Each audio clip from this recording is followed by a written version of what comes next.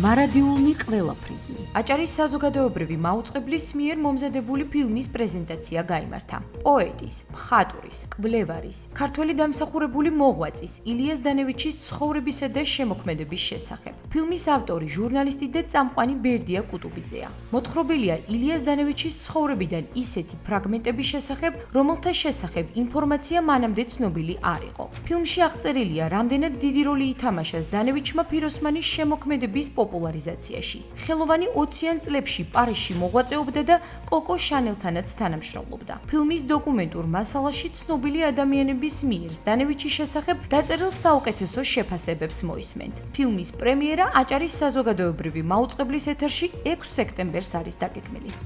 ყველა პრიზმი არ არის ფილმი მხოლოდ ილიას დანევიჩზე. იგი არის ამ ადამიანში განსხეულებულ ქართულ კულტურაზე ზოგადად. დიდი ხანი დაჭერდა და დიდი სამზადისი და გზა გავიარეთ.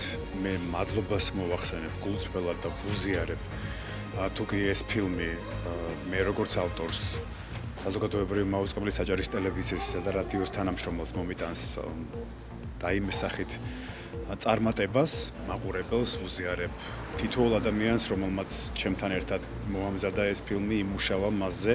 მადლიერი ვარ ასევე ეროვნული არქივის, ეროვნული მუზეუმის, პარლამენტის საჯარო ბიბლიოთეკის, ლიტერატურის მუზეუმის ყველა იმ უწყების, რომლებიც ძალიან სწრაფად თანამშრომლობდნენ ჩემთან. მე ამაყება უბრალოდ რომ ამ ფილმს და ამ პროექტს, ამ იდეას წარმატებით მოვაბიძთ ყველამ თავი.